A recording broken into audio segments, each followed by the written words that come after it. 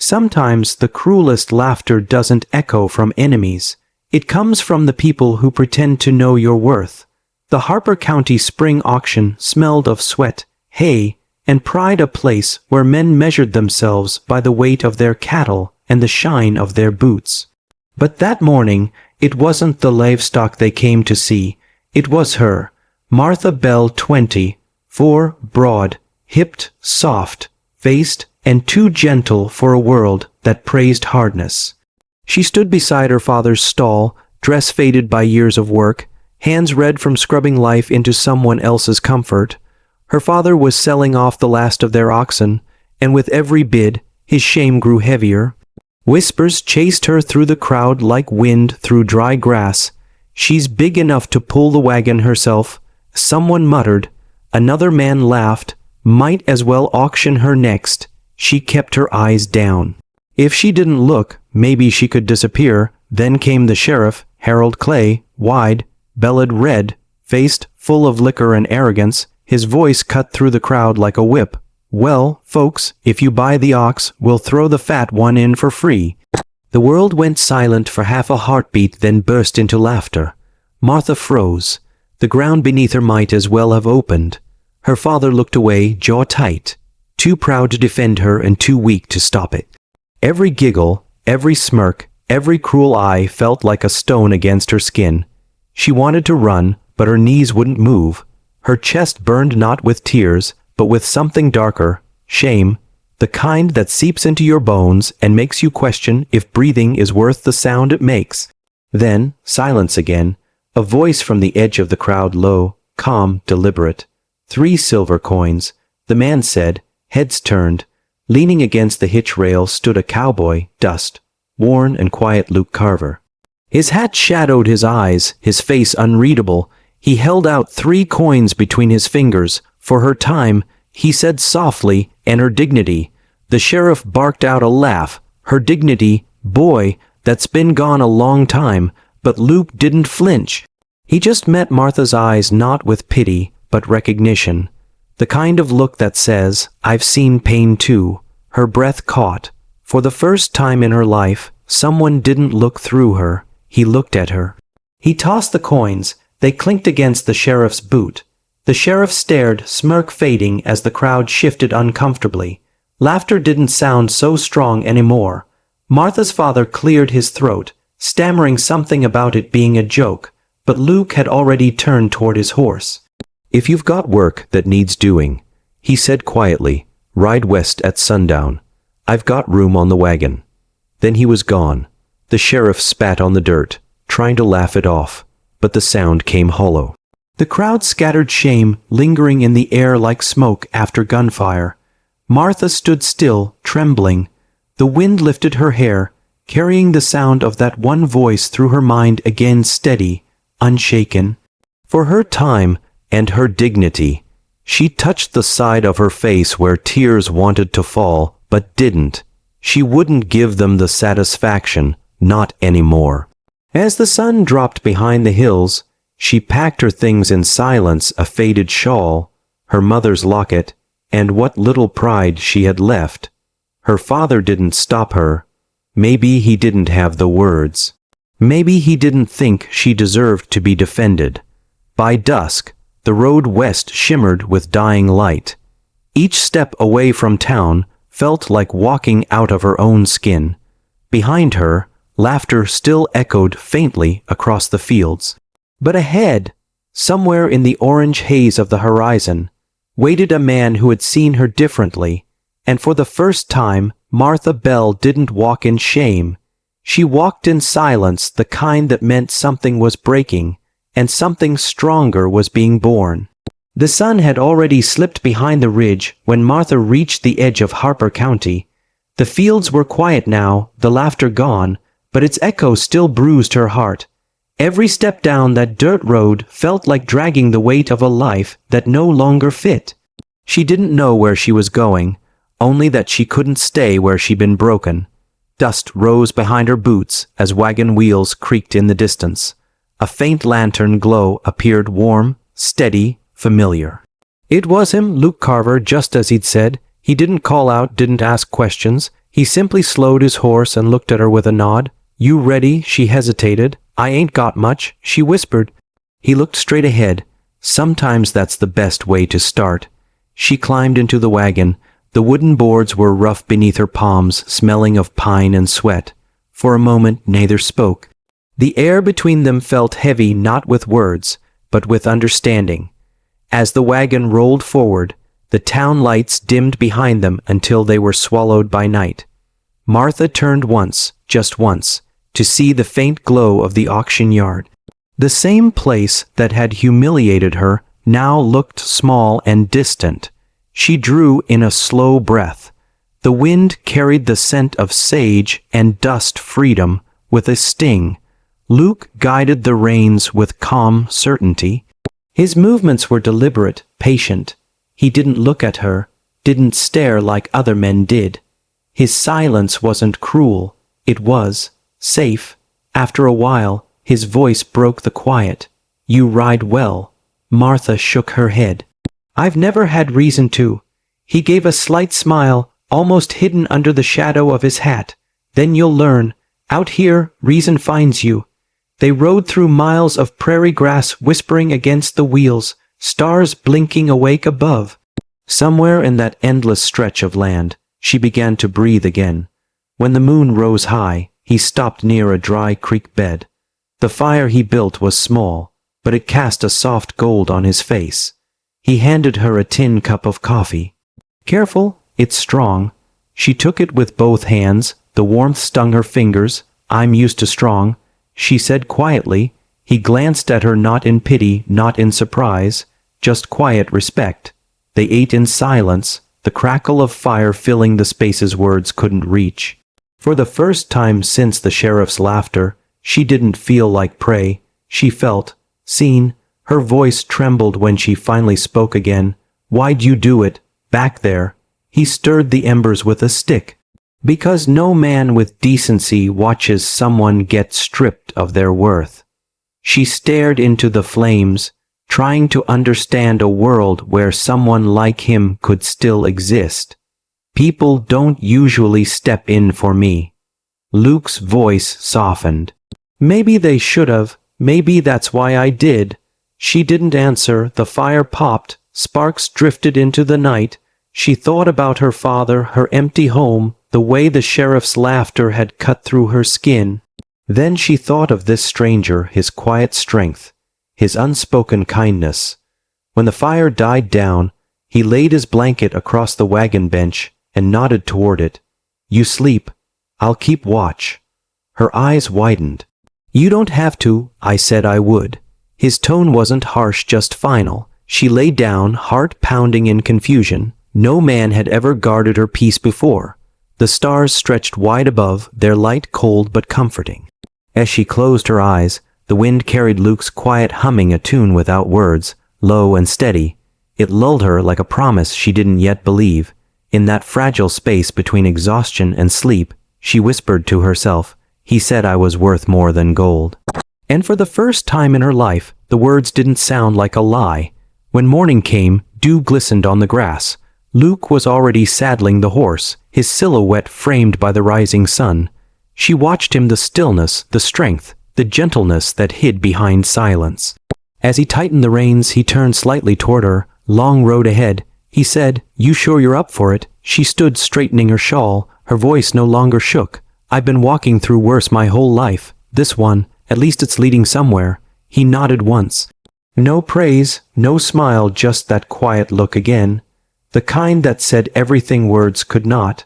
And as the wagon rolled westward into the open plains, Martha Bell left behind the ashes of her old self, the laughter, the shame, the humiliation, all fading behind her like dust in the wind.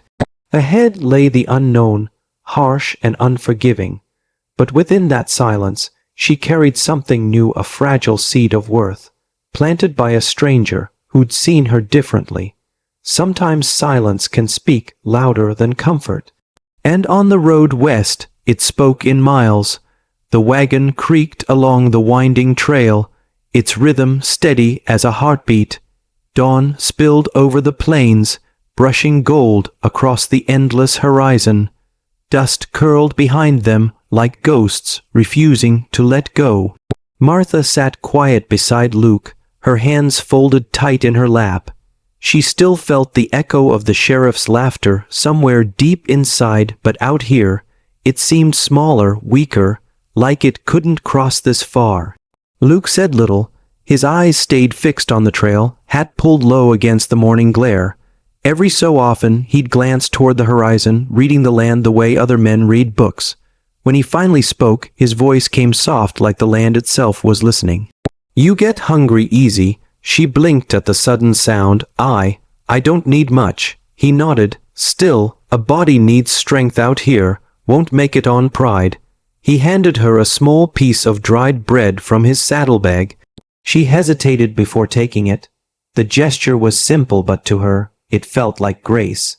They rode for hours without a word. The sun climbed higher, turning the sky into a sheet of white fire. Sweat rolled down her neck. Her bonnet clung to her skin.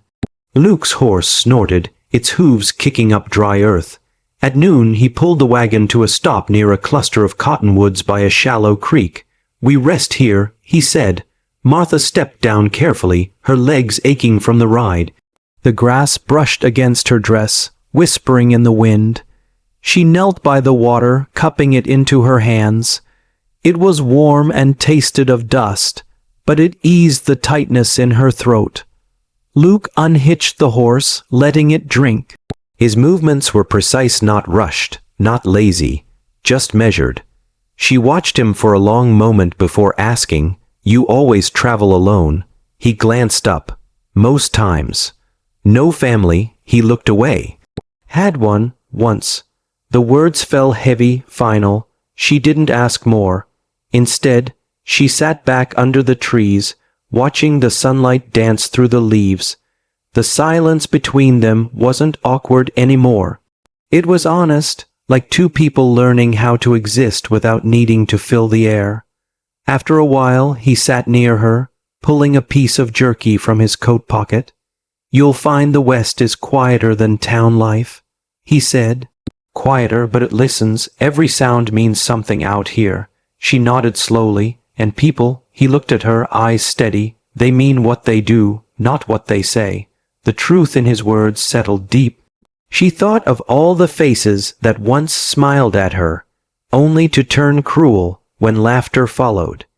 Here, in this raw place of dust and wind, honesty was simple, even when it was hard.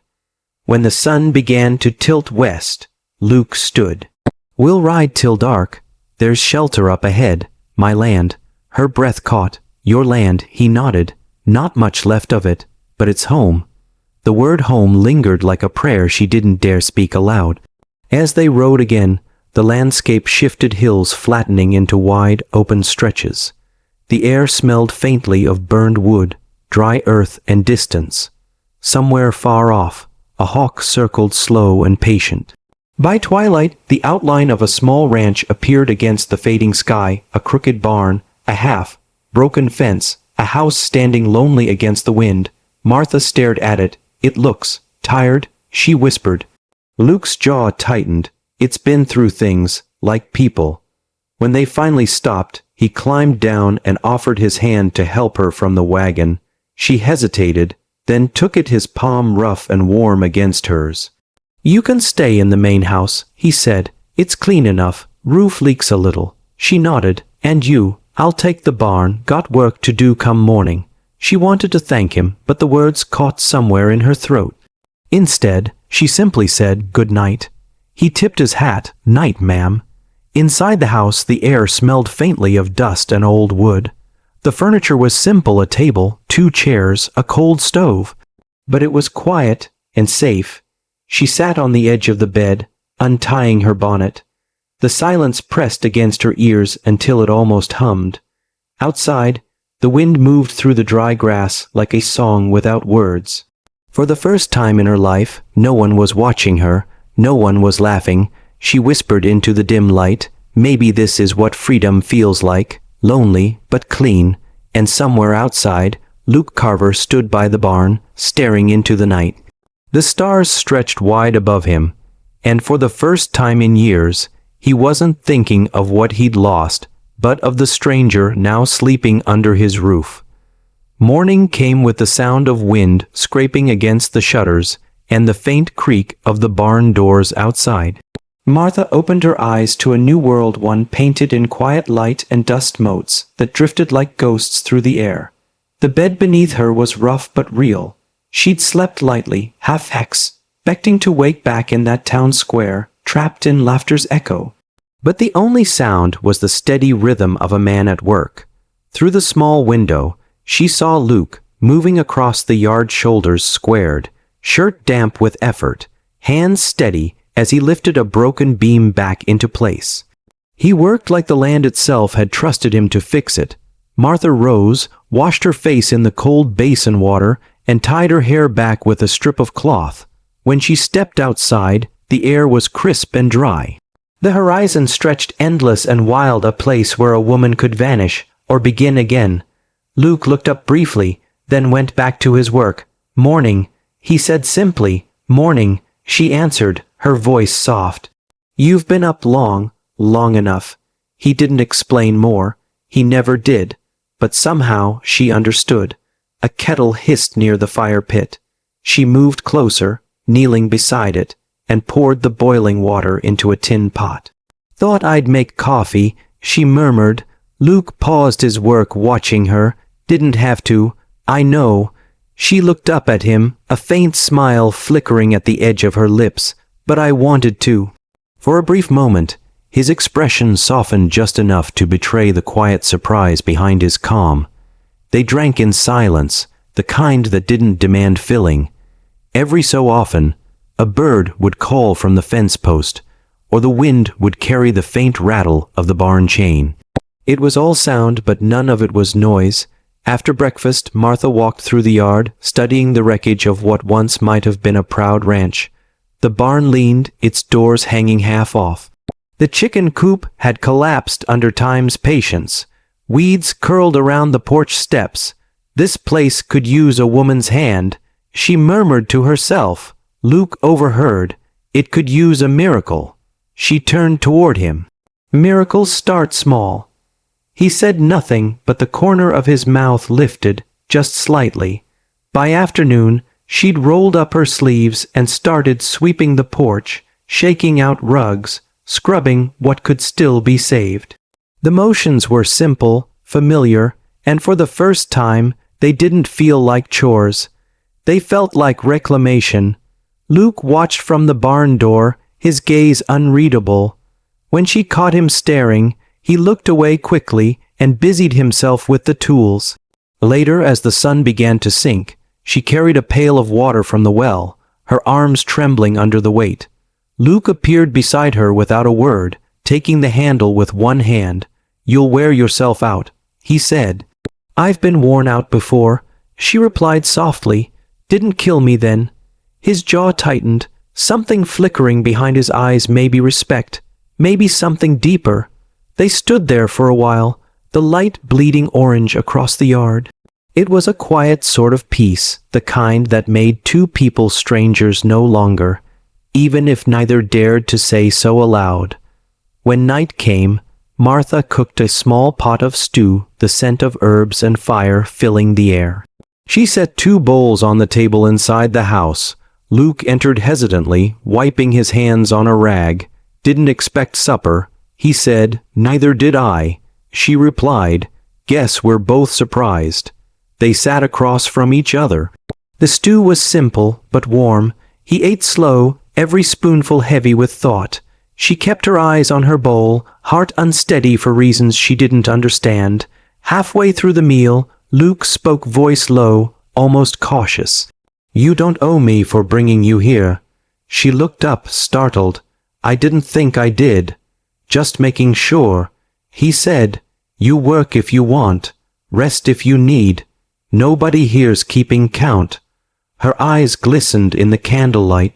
"Then maybe I'll stay a while, till I earn my keep." He nodded.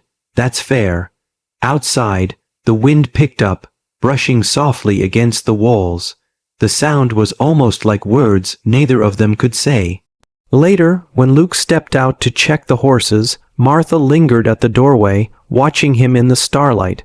The way he moved, calm, precise, gentle, even with the roughest of things, made something stir inside her chest she hadn't felt in years.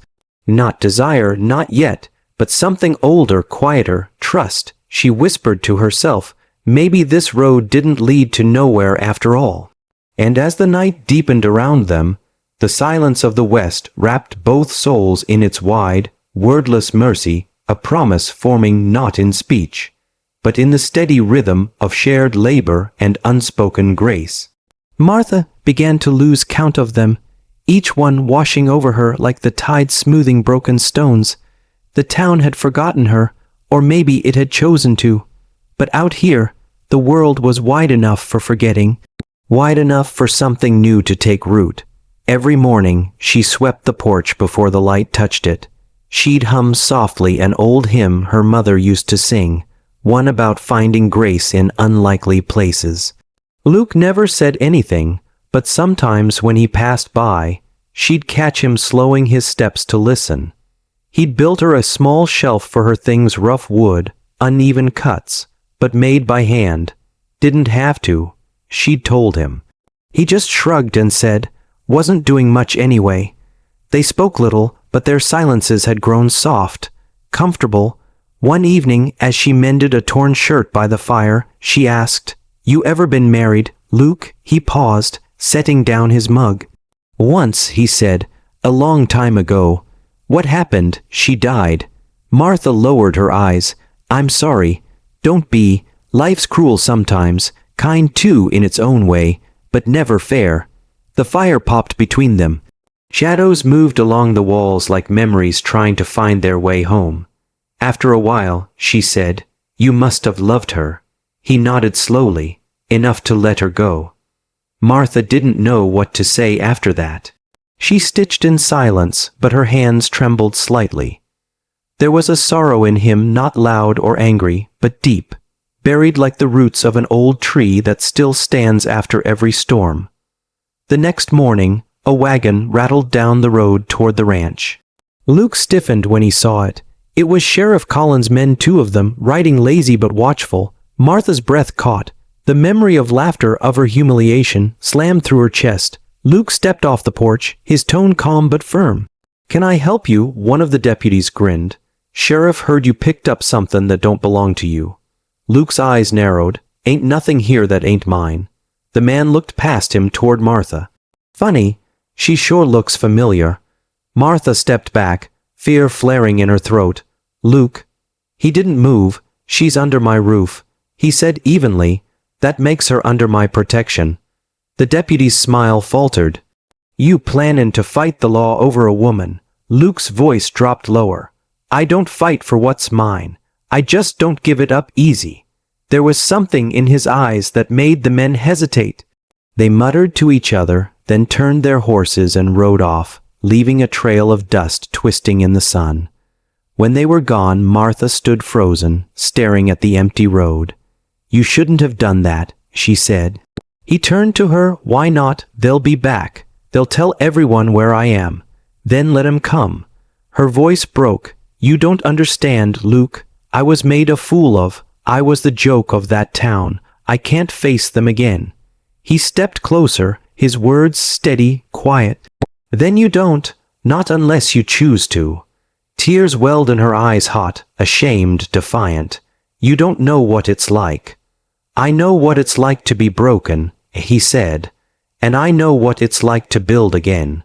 For a moment, neither of them moved. The air was thick, heavy with the weight of things unsaid.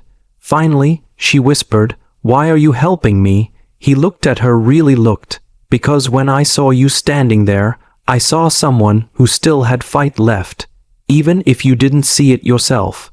She turned away, blinking hard. "You shouldn't see that in me." "Too late," he said softly. That night, she lay awake, listening to the wind slide through the cracks of the old walls. Every word he'd said kept circling her mind, not as comfort, but as challenge. Out here, there was no crowd to mock her, no voices to remind her of what she wasn't. There was only the land, and one man who didn't flinch at the sight of her.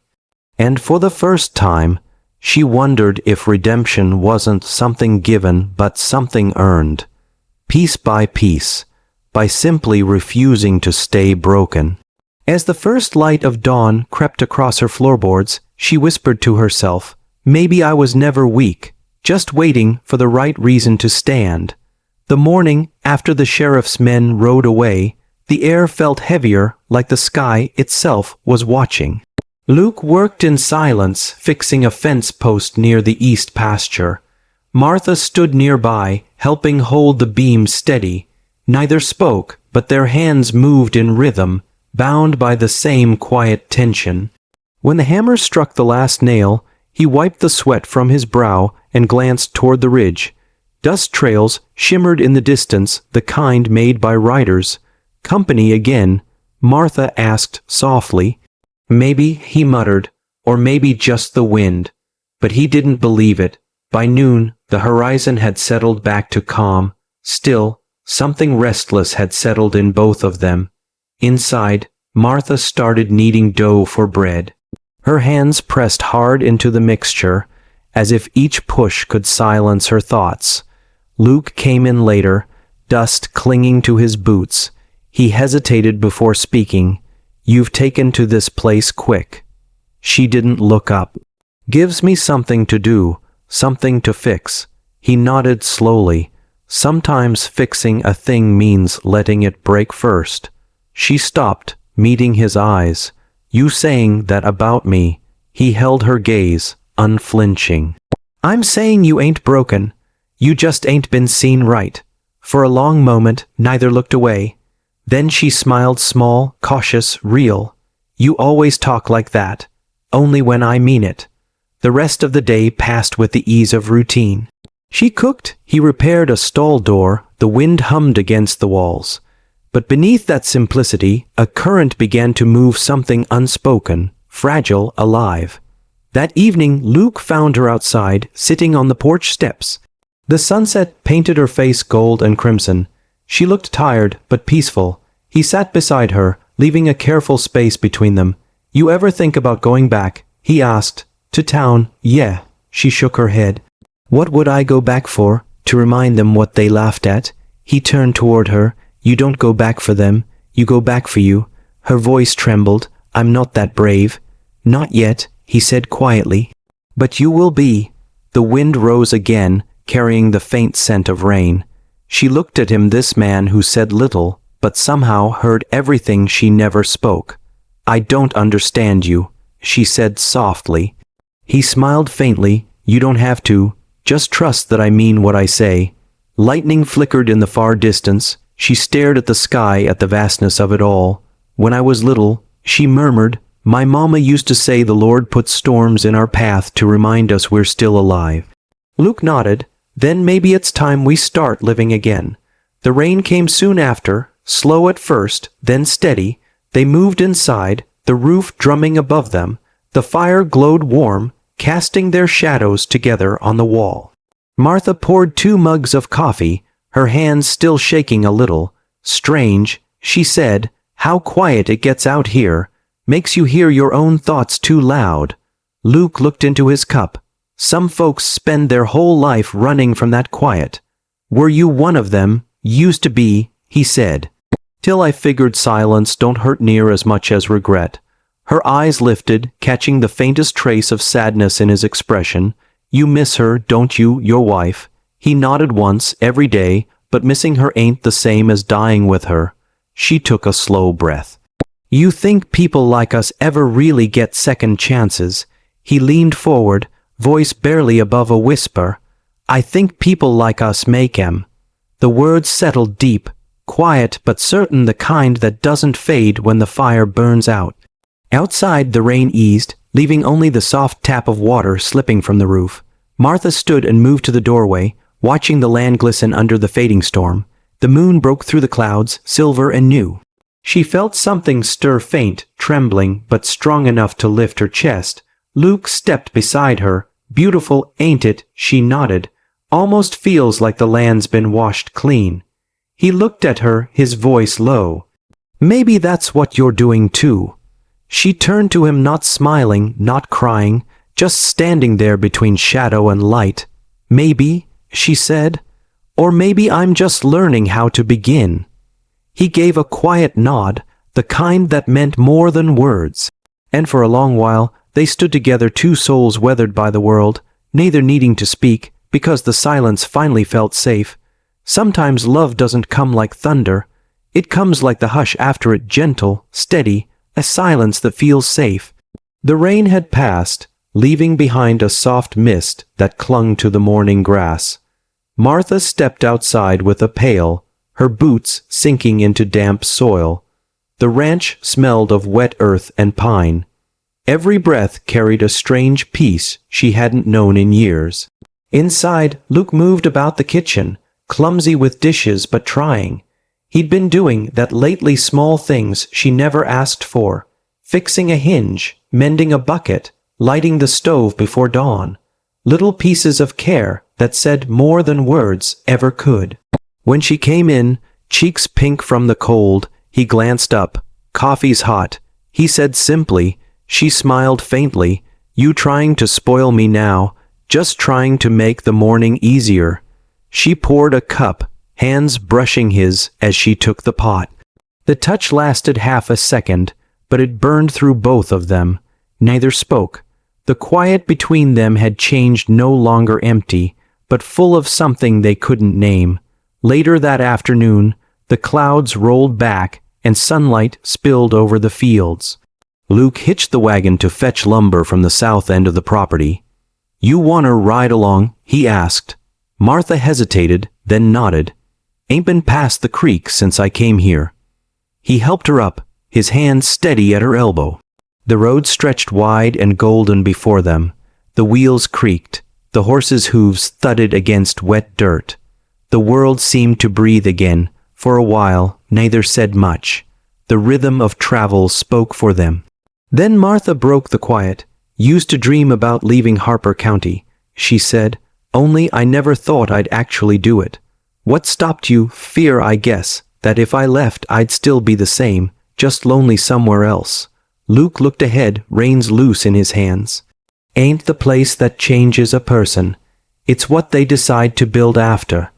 She studied his profile, the set jaw, the faint scar by his temple, the wear of sun and sorrow. "And what are you building, Luke Carver?" He paused. "Something that lasts this time." Her eyes softened. "You sound like a man who's lost more than he'll admit." He chuckled, low and rough. "Maybe, but I reckon loss has a way of teaching what matters." They reached the south ridge by late day. The land opened wide, dotted with wildflowers swaying under the new sun. Martha climbed down, her skirt brushing over yellow petals. She closed her eyes and let the wind pass through her hair. Luke watched her for a moment, not with pity, not even with admiration, but something deeper. The kind of quiet respect born from watching someone rebuild themselves from ashes. "You ever think," she said softly, "that maybe God don't make mistakes? Maybe he just waits for us to catch up?" He nodded. "Maybe that's why I found you when I did." The words hung there, heavy and real. She turned to him, startled not by the sound, but by the truth inside it. He quickly looked away, pretending to check the wagon straps. "We should head back before dark." The air between them shifted again, fragile, electric. As they rode home, the sunset burned red across the sky. Martha leaned against the side rail, her heart uneasy. Something was happening between them, slow, undeniable, dangerous only because it felt so pure. Back at the house, Luke unloaded the lumber in silence. Martha lit the lantern and watched him from the doorway. His movements were slow, thoughtful, as if each one carried memory. When he came inside, the glow from the fire caught the lines of his face. He looked at her, then really looked. "You've done more for this place in weeks than I managed in years," he said quietly. She lowered her gaze. "I just cleaned what was already good underneath." He stepped closer. "You did more than clean, Martha. You brought life back." Her breath hitched. "Luke." But he didn't finish the thought. He just smiled, faint and real. Get some rest. Tomorrow's another long day." She nodded, though her heart thudded louder than the ticking clock on the wall. That night, lying awake in her small room, she listened to the sound of rain returning. Each drop against the roof felt like a heartbeat she couldn't ignore. She thought of his words, his eyes, his stillness that spoke louder than any man's speech ever had. And for the first time, she didn't feel like an outcast. She felt seen. Not as the fat one, not as a burden, but as a woman who mattered. The fire crackled in the next room where Luke still sat awake. Neither of them slept much, but both dreamed not of what was lost, but of what might finally be found. The next 3 days brought steady rain, the kind that soaks into the bones of a house and the souls inside it. Luke couldn't work the fences, and Martha couldn't hang laundry, so they stayed in, sharing a silence that had grown warm instead of heavy. The mornings began with her humming near the stove, soft and tuneless. Luke would sit nearby, patching harness straps, pretending not to listen. But the melody lingered in his mind long after she stopped. By afternoon, the rain drummed harder, and they both turned to chores that didn't need doing anything to keep their hands busy. On the third night, lightning cracked across the hills. The power of it shook the windows. Martha startled, her cup slipping slightly. Luke caught it before it fell. Their hands froze together not for balance, but because neither wanted to pull away. He looked at her then, eyes dark and gentle. "You scared?" She shook her head, though her voice betrayed her. "Used to be, not anymore." He smiled faintly. "Guess fear don't stick to you long." The thunder rolled again, deep and long. She took a slow breath. "I think it does," she whispered. "I just don't let it win anymore." He nodded, still holding her hand. Then he let go, slow, careful, like setting something precious down. They stood in that quiet, the air between them charged, but soft. Later, when the storm eased, Luke went to check the barn. Martha followed with a lantern. The roof leaked, water dripping through cracks. She held the light high while he worked. He glanced up at her once, hair damp, light shimmering on her face. "Never seen someone look so calm holding chaos." She smiled. "Guess I've lived through worse storms." He chuckled under his breath. "Reckon you have." When the work was done, they lingered at the barn door. Outside, the rain had turned to a whisper. The smell of wet hay filled the air. Luke leaned against a post, the glow from the lantern brushing his shoulders. "Martha," he said quietly, "you ever wonder why I brought you here that day?" She looked at him, cautious. "I figured you were just kind." He shook his head. "Kindness don't cost silver."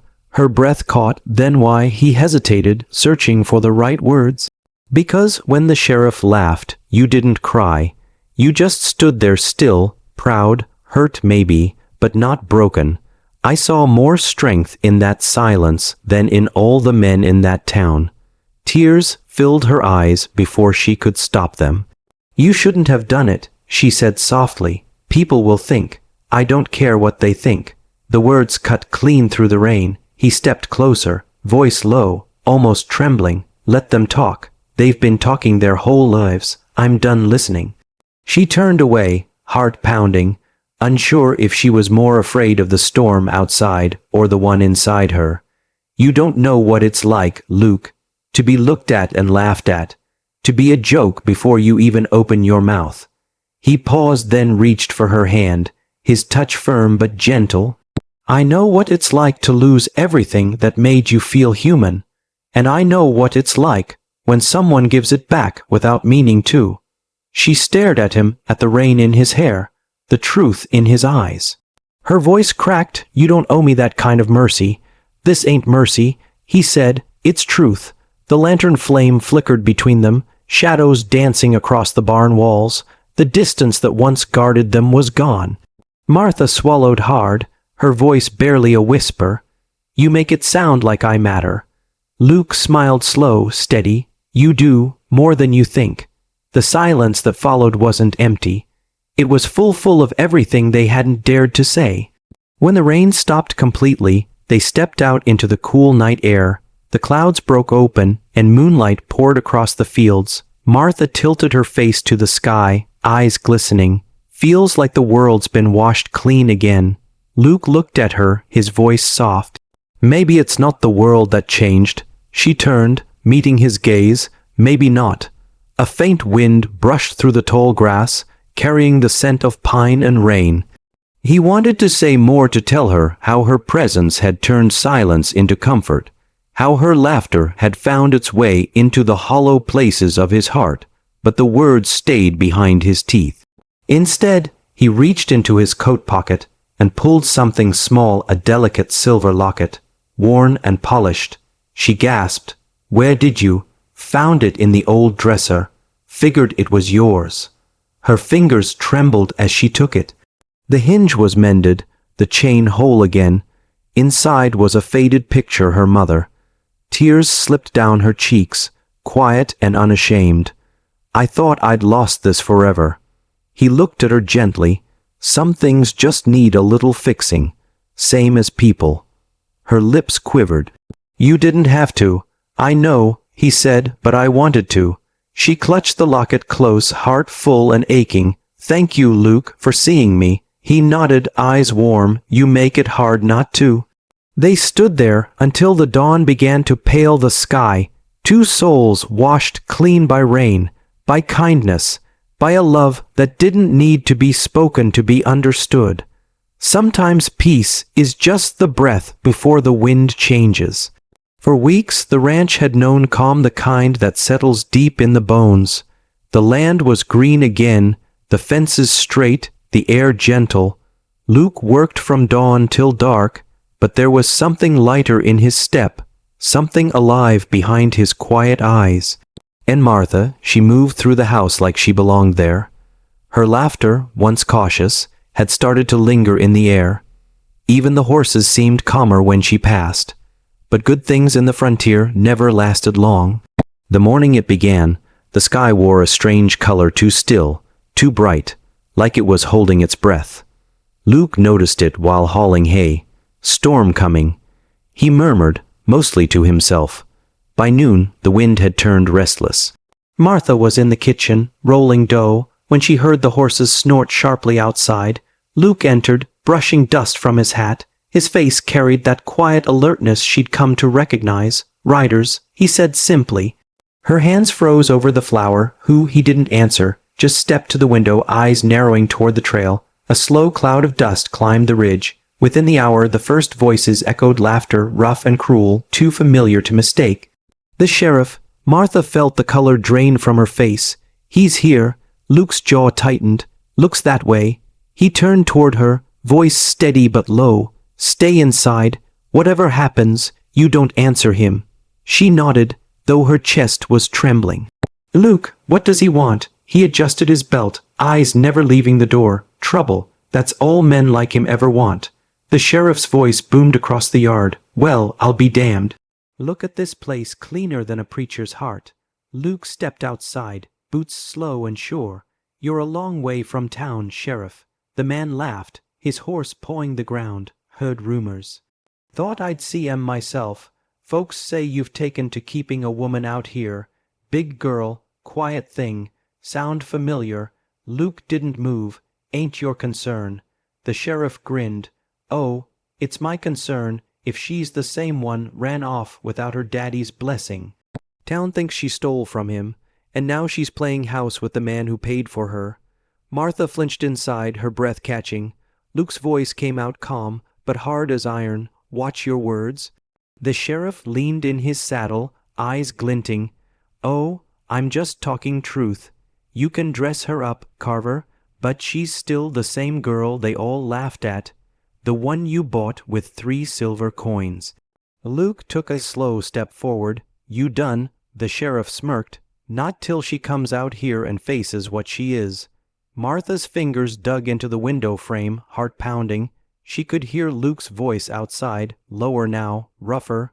"You best turn your horse around, Sheriff. This land's got no room for your poison." The sheriff chuckled. "You protecting her honor now. You sure she's got any left?" The sound that followed wasn't loud, just a single thud. A fist meeting flesh. The sheriff hit the ground, stunned more by the suddenness than the strength. Luke's voice rumbled like thunder. "You ever say her name again, and you'll be spitting teeth instead of lies." For a moment silence. Then the sheriff's men stirred, hands inching toward their belts. Luke stood his ground, unarmed but steady. Finally, the sheriff wiped the blood from his mouth and climbed back on his horse. "You'll regret that," he spat. "When this storm breaks, you'll wish you'd stayed quiet." He turned and rode off, his men following close behind. The dust they left behind tasted bitter in the air. When Luke came back inside, Martha was standing by the window, eyes wide with fear and fury. "Why'd you hit him?" she whispered. He shut the door behind him, voice low, "Because he earned it." She shook her head. "Now he'll come back. You know he will." "I do," Luke said simply, "but I ain't letting that man write your story." Her throat tightened. "You don't understand. Men like him, they don't forget being made fools of. Neither do I." The wind outside howled then, as if the sky itself was warning them. The storm was coming fast, black clouds gathering over the ridge, the first growl of thunder rolling deep and heavy. Martha looked toward the window, her reflection pale in the glass. "He won't stop, Luke." He stepped closer, his voice gentler now. "Then neither will I." For a moment, the world held still, the two of them standing there, shadows flickering from the firelight, both knowing that peace had just ended. The first raindrop struck the window, then another, then 100 more. Luke reached for his hat again. "I'll tie down the animals." "I'll light the lamps," she said. Neither said what they both felt, that something far worse than weather was about to break loose. As Luke stepped out into the rain, lightning split the sky in two. Martha watched from the doorway, the storm reflecting in her eyes. Somewhere in her chest, fear turned into something harder, resolve. The sheriff could laugh, the town could whisper, but this time she wouldn't run. This time she'd stand her ground. Night fell hard. The storm tore across the plains, rain slashing sideways, thunder shaking the very bones of the ranch. Luke fought against the wind, ropes in hand, securing the gates, forcing the barn doors shut. Lightning flashed, and for an instant he saw the wild terror in the horses' eyes. They kicked and neighed, sensing what he already knew, that something more than rain was coming. Inside, Martha lit every lamp she could find. The house flickered with gold light, trembling shadows dancing across the walls.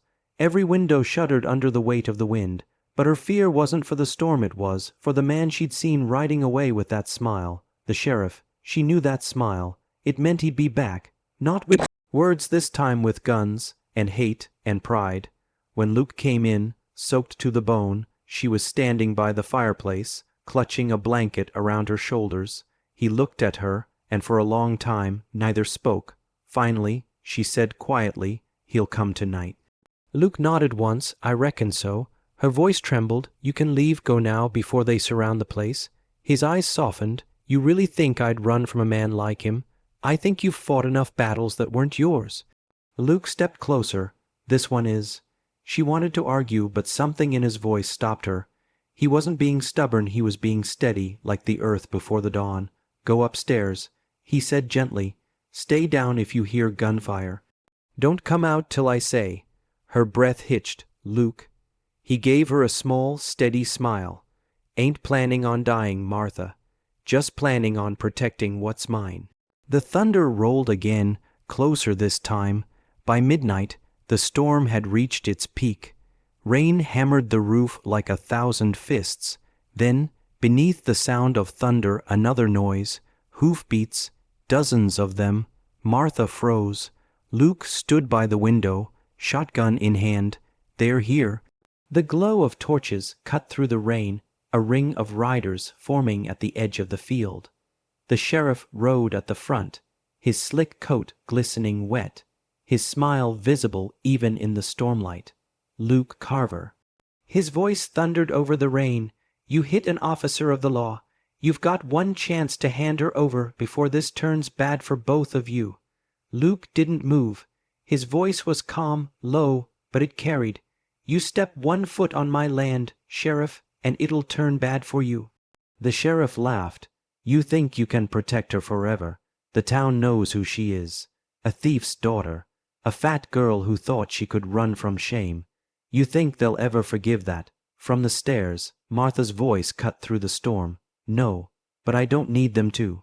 Luke turned. She was standing behind him, drenched in lamplight, her face pale but unshaken.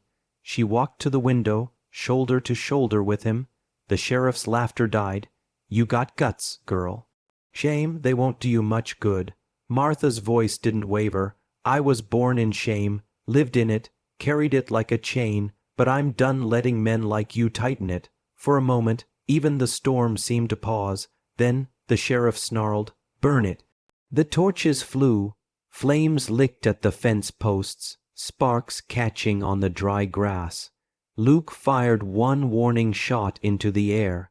The riders scattered back, horses screaming in fear. Lightning struck nearby, shaking the earth. Luke reloaded fast. Martha, get water. She ran for the barrels, hands trembling but quick. Rain poured through the open doorway as she threw bucket after bucket onto the small fires creeping toward the barn. Luke covered her from the porch, each shot echoing like thunder. One of the sheriff's men lunged through the smoke, gun raised. Luke fired first. The man fell, his weapon skidding across the mud. The sheriff roared in fury. Enough. Kill them both. The world exploded. Gunfire, rain, shouting. Martha dove behind the barrels, heart hammering, breath ragged. Luke moved like a storm, himself fierce, focused, unyielding, and then silence. When the smoke cleared, only 3 riders remained. The others had fled into the storm. The sheriff dismounted, mud splattering as his boots hit the ground. He drew his revolver slow, deliberate. Luke's voice came low. You sure you wanna end it here, Sheriff? The sheriff grinned. Ain't nowhere else to go. The 2 men faced each other, the law and the outlaw, both drenched, both unbroken. The lightning flashed again, their shadows stretching across the burning field. Luke fired first. The sheriff stumbled, hit low, but still standing. He lifted his gun, and a second shot rang out, not from Luke. From behind him, Martha stood at the door, rifle in hand, smoke rising from the barrel. The sheriff fell to his knees, staring at her in disbelief. Rain washed the blood from his coat as his voice rasped out one final word, her. Then he dropped face, first into the mud. The storm broke then, as if the sky itself had been holding its breath for that moment. Rain poured heavier, quenching the flames, washing the smoke away. Luke looked at Martha, soaked, shaking, but still holding the rifle firm. He stepped toward her. Voice soft, you didn't have to. I did. Her voice cracked, but her eyes didn't waver. He wasn't gonna stop. Not till one of us did. He nodded slowly, taking the rifle from her trembling hands. Then it's done. The fire hissed out in the rain, and the night fell quiet. Only the sound of water dripping from the eaves, and their breathing, heavy and spent. Martha looked out across the field where the sheriff's body lay still. They'll come looking. Then they'll find what they made, Luke said, a woman who finally stopped running. She looked up at him, at the man who'd stood beside her when the world turned cruel. And what about you? He smiled faintly. Guess I'll have to figure out how to live in a world where she doesn't need saving anymore. For the first time, she laughed, a sound soft and weary, but alive. The rain slowed, the fire died, the storm was gone, and somewhere between the ashes and the dawn, 2 broken souls found peace, not in the world's forgiveness, but in their own. Morning came slow, soft, and uncertain, as if the sun itself wasn't sure it belonged there anymore. The storm had passed, but the world it left behind was changed. The air smelled of wet earth and smoke. The fields blackened in places where fire had kissed the grass. Luke stood on the porch, hat in hand, eyes fixed on the far ridge. His face carried that stillness that only comes after war, a man who'd seen too much and said too little. Behind him the door creaked. Martha stepped out, wrapped in a shawl that still smelled faintly of smoke. Her hair was loose, the wind tugging at it gently. Neither spoke at first. Words felt too small for the kind of quiet that hung between them. Finally Martha said, "They'll come for him." Luke nodded, "Ain't no doubt." Her voice was low, "And they'll come for us." He didn't look at her, probably. She stepped beside him, her hand brushing against the railing. You should go, Luke, before they do. His jaw tightened. You trying to get rid of me? She met his eyes, calm but tired. I'm trying to save you. He turned toward her then, slow and deliberate. You think after all that, I'm just gonna walk away, not because you want to, she said softly, because you have to. The silence stretched again, filled with the steady rhythm of wind through the grass. He sighed, running a hand through his damp hair. You're talkin' like a woman who already decided something. I did. Luke studied her face, the quiet resolve there, the strength that wasn't loud but wouldn't break. She looked past him, toward the barn, where the blood had already been washed away by rain. I spent my whole life being the one who needed saving. From my father, from the town, from their laughter. Her voice grew steady. Last night, I ended it, not the man, the story. Luke said nothing. I can't run again, she went on, and I can't ask you to stay here and wait for them to hang you beside him. You did enough, Luke. He stared at her for a long moment, then let out a rough breath. You're something else, Martha. You know that, she smiled faintly. Not something folks usually call me. He took a step closer, his voice low. You shot a man to protect this land. You faced the devil himself in that rain. You think any of that makes you less of a woman? Her eyes flickered up to meet his. No. For the first time it makes me feel like one. Luke's chest rose slow. Then stop talking like you're already dead. I'm not, she whispered. I'm just done running. The wind caught the words, carried them out across the wet fields. From the distance came a faint sound, not thunder this time, but hooves, slow, steady, deliberate. Luke's head turned. They're early. Martha's hands trembled, but her eyes didn't. How many? Can't tell yet, but enough. He turned toward her, his voice softer now. You still want me gone? She shook her head slowly. No, not anymore. Luke stepped off the porch, walking toward the hitching post. Then I'll stand right here beside you, same as last night. Her voice rose, sharp. Luke, if you fight again, they'll kill you. He paused, then said without turning, maybe. But I'll die, no. And I didn't let him take what's good in this world without a fight. Martha's throat tightened. She walked down to him, her hand catching his arm. You call this world good. He turned then, and there was a quiet fire in his eyes. I call you good. The words hit her like the first warmth after winter. For a moment, she couldn't speak. Then the hoofbeats grew louder, and with them, the creak of wagon wheels. Dust began to rise again at the edge of the horizon. Martha looked toward it, her heart sinking. That's not the sheriff's men. Luke narrowed his eyes. No, that's worse. He could see the banner through the dust, the black and gold of the marshal's office, official law, not drunk cowards or hired guns, real men with orders. They'll come to hang me for killing one of their own, he said quietly, and they'll drag you to town for questioning. Martha's voice was a whisper. Then what do we do? Luke reached for his saddlebag and slung it over his shoulder. We do what the good ones always do. When the law turns blind, we tell the truth, even if nobody listens. Martha frowned. They won't listen, Luke. You know that. He smiled faintly. Doesn't matter. The truth ain't for them. It's for us. The riders drew closer now, 8 of them, moving slow, their coats heavy with authority. Luke turned back toward Martha, his hand brushing against hers. Whatever happens next, you don't bow your head. You hear me? Her lip trembled. I'm not afraid. He looked at her, really looked, like he was trying to memorize every line of her face before the world took it away. That's what scares me, he said softly. She almost smiled.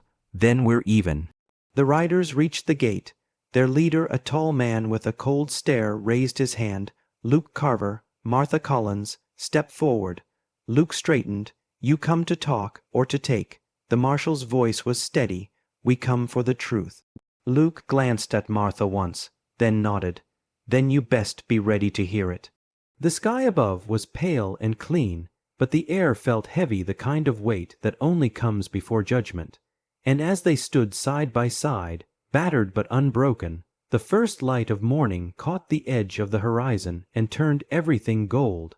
The courthouse wasn't much more than wooden room with cracked windows and dust for carpet, but that morning it was full. Every chair taken, every shadow pressed close. The whole town had come not for justice, but for a show.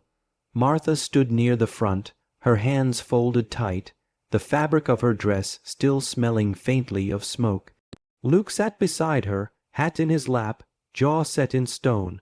Across the room, the marshal leaned against a post, eyes sharp and patient, and behind the railing, chained, pale and bruised, sat the sheriff, the same man who once laughed so loud that even heaven turned away. When the judge entered, whispers died. Only the sound of wood creaking under boots filled the silence. The marshal spoke first. "We're here on account of a death. Sheriff Roy Haggard shot on private land belonging to Mr. Luke Carver." The accused, he glanced toward Martha, claims self-defense. Someone in the crowd muttered, "Ain't no law says a woman can shoot a sheriff." Luke's hand tightened around his hat brim, but he didn't speak. Martha's eyes dropped to the floor. The judge, old and weathered, raised a hand. Let her speak. If she's got a voice, let her use it. The room went still. Martha lifted her head, her throat dry as the desert. "I didn't mean to kill him," she said softly, "but he came for me, for us, and there wasn't no law standing in his way." Her voice shook, but her words didn't falter. "I tried to stop him. He wouldn't stop, so I did what I had to." A low murmur ran through the room, disbelieving, half angry, half curious. The marshal folded his arms. "You expect us to believe you shot the sheriff by accident?" Martha met his gaze. "No, I expect you to believe I had no choice." Luke stood then, slow and deliberate. "If there's guilt to be handed, you can hand it to me. She saved my life and my land. That man," he pointed toward the corpse laid under a draped sheet, "wasn't here for law. He was here for revenge." The judge frowned. "You're makin' a dangerous claim, Carver." Luke nodded. "So's tellin' the truth these days." From the back of the room, someone laughed bitterly. "Truth. The fat one shot the sheriff, and now you're callin' her a saint." The laughter spread like wildfire, mean and familiar. Martha felt it in her bones, the same sound that haunted every step she ever took. But this time she didn't bow her head. She took a breath, lifted her chin, and turned to face them. "You laughed when he called me fat. You laughed when he offered me like livestock. You laughed when I walked away with my head down." Her voice gained weight, like a hammer finding its rhythm. "But you're not laughing now, are you?" The room fell silent.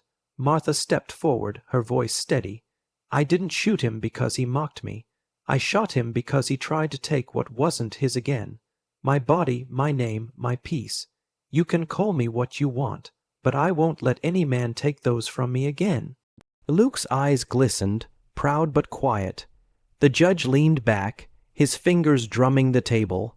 After a long moment, he asked, "Mr. Carver, is it true you paid for this woman's dignity?"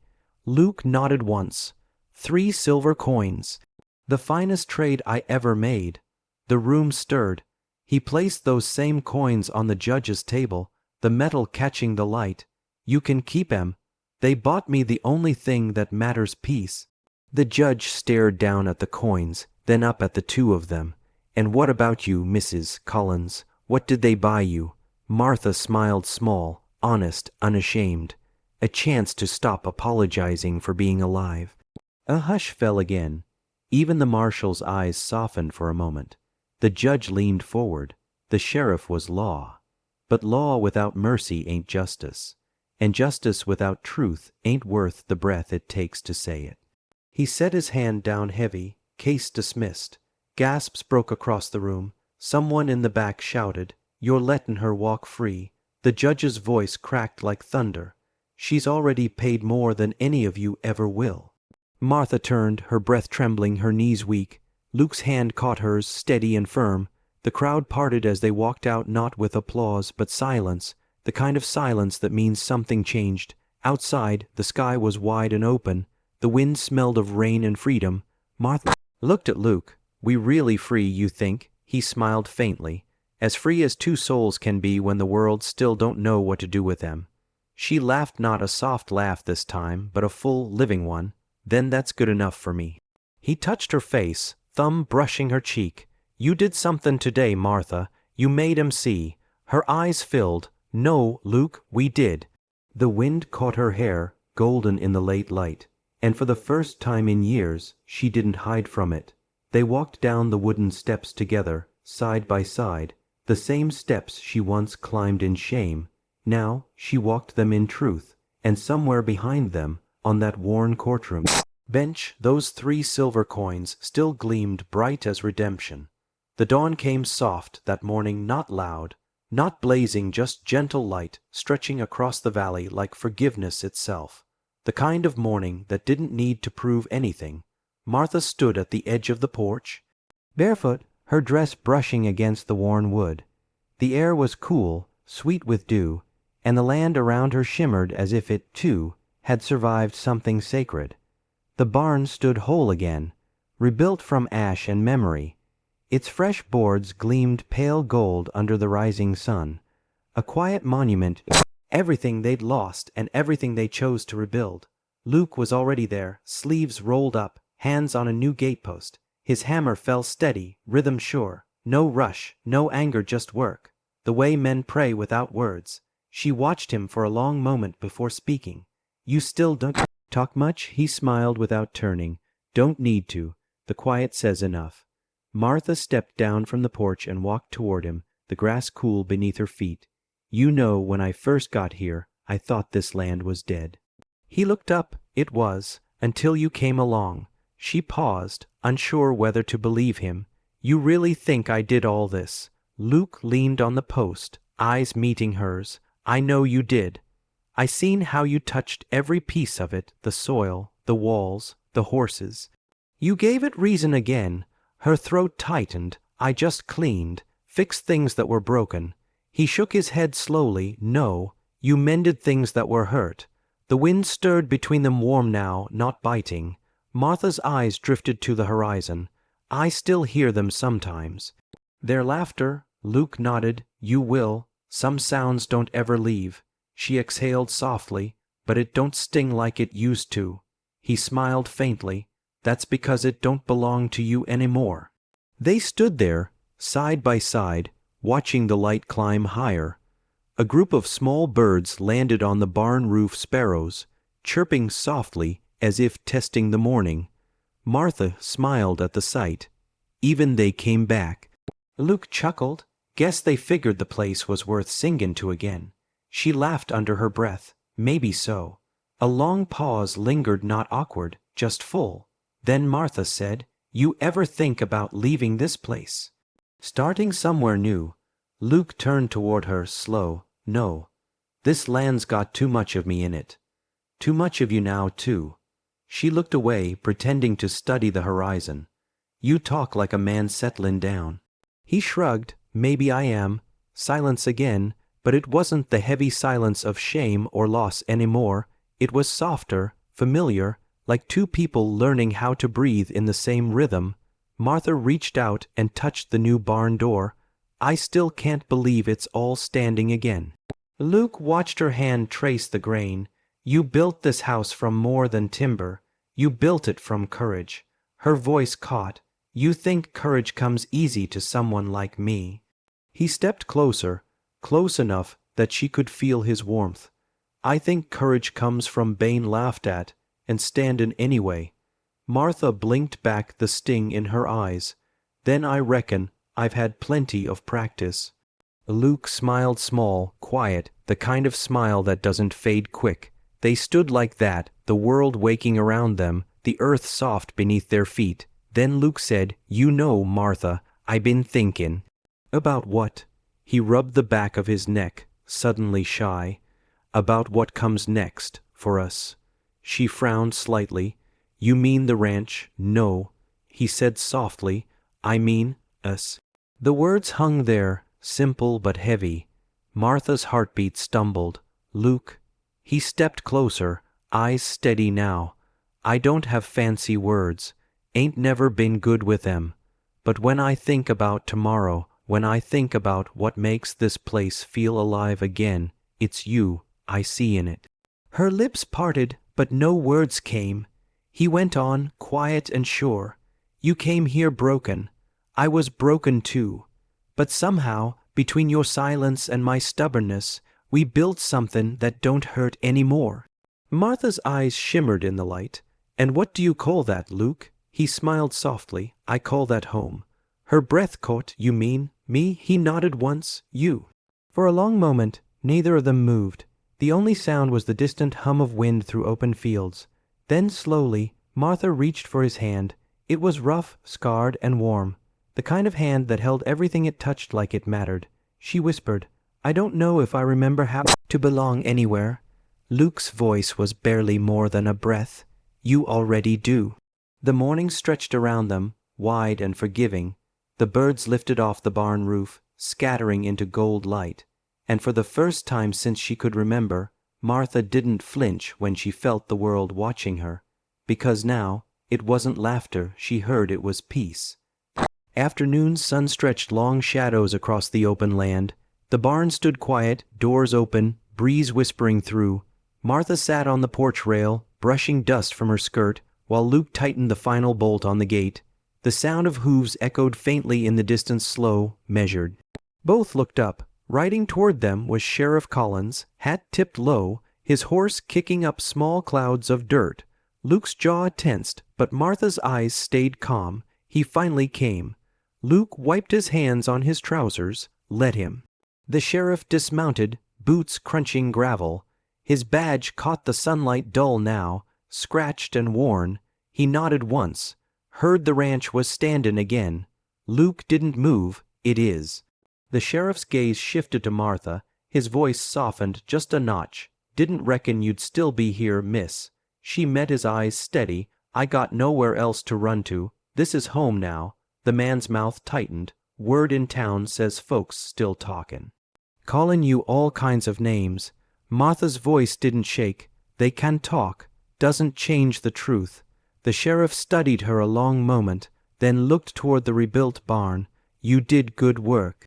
She nodded once. We both did. Silence hung, dry wind brushing between them. Then the sheriff sighed, deep and slow. You know, I was wrong back then. Luke folded his arms. Which part? The sheriff looked at the dirt. All of it. The way I spoke, the way I laughed, the way I made her less than what she was. He met Martha's eyes. You didn't deserve that. Her lips trembled, not from pain this time, but from something like release. I know. She whispered. The sheriff tipped his hat. You don't owe me forgiveness. Martha's voice came quiet, almost tender. Maybe not, but I'll give it anyway. The man blinked, eyes glinting wet in the light. He nodded once more and turned toward his horse. You two take care of this land. Don't let the world tell you what it's worth. As he rode away, Martha watched until the dust settled back into silence. Luke finally spoke. Did that feel like the end? She smiled faintly. No, it felt like a beginning. That night, they sat by the fire outside the barn. The stars hung low, thick and clear. The horses shifted softly in their stalls, and the land hummed its slow, steady song. Martha leaned back, eyes on the sky. I used to wish on stars when I was a girl. Luke chuckled. And did they listen? Not till lately. She said, smiling. He poked the fire with a stick, sparks rising. What you used to wish for? She hesitated. To be seen. Not just looked at seen. Luke glanced at her across the flames. Then your wish came true. She turned to meet his eyes. Did it? He nodded. Reckon it did the day I realized your strength wasn't in your size, it was in the way you refused to stop carin'. Martha looked down, swallowing a lump in her throat. You make it sound simple. It is, he said. The world tried to break you. You just kept buildin' instead. The fire crackled between them, bright, alive. Then Luke stood, slow and deliberate. He reached into his coat and pulled out a small leather pouch. He held it out to her. What's this? She asked. He smiled a little. something I've been savin'. For the right kind of woman. Martha hesitated, then untied the string. Inside was a simple ring, silver, rough, hammered by hand. It wasn't perfect, but it gleamed honest in the firelight. Her eyes widened. Luke. He took a breath, voice low, steady. I ain't got riches, ain't got a town to give you, but I've got a heart that don't wander, and hands that'll build whatever you dream. Martha's breath caught. You don't have to. He stepped closer, cutting her off gently. I ain't askin' to save you. You already saved me. I'm askin' to walk beside you, that's all. Tears shimmered at the edge of her lashes. She whispered, you mean, marry you. He smiled faintly, if you'll have me. Martha looked down at the ring, at the reflection of the fire flickering across it. All her life she'd been told she wasn't wanted, too big, too plain, too much of everything the world said it didn't need, and now someone was offering her forever, without asking her to change a single thing. She placed the ring in his palm and said, then put it on me before I wake up and think this is a dream. Luke's hands trembled as he slid it onto her finger. It fit like it had been waiting for her all along. The fire glowed warm between them. Martha looked up through tears that finally felt clean. You sure you know what you're getting into? Luke smiled. I do, and I ain't afraid of it. She laughed softly. Then neither am I. The night grew quiet again, not empty, but full. The kind of quiet that only comes when two broken souls finally stop running. Luke leaned forward, pressing his forehead to hers. You're my gold, Martha. The kind that don't rust. Her voice was barely a whisper. And you're the peace I never thought I'd earn. The wind moved gently through the tall grass, the fire sighed low. The stars above seemed to hold still, watching, bearing witness. By morning the first light touched the hills. The world looked new again. Martha stood in the doorway of the barn, wearing the same dress she'd once been laughed at in, only now it wasn't shame she carried, it was pride. Luke came up behind her, wrapping his arms around her waist. What you thinkin'? She smiled. That they called me the fat one. But I was never small enough to fit in their kind of world anyway. He kissed her shoulder softly. Good thing you found a bigger one. Martha turned to face him. No, I built one. He grinned, and I get to live in it. She laughed, not the nervous laugh she used to hide behind, but the free, full kind that shakes the air and fills it with life. The sun rose high, spilling gold across the land. The ranch stood tall-heeled, alive, whole. And as the wind swept through the open fields, it carried no cruelty, no whispers, no judgment. Only the sound of a woman who had once been mocked, now loved, now home, now free. They took her for a joke once, but the land remembers truth better than laughter. And now, her name rides the wind like grace itself.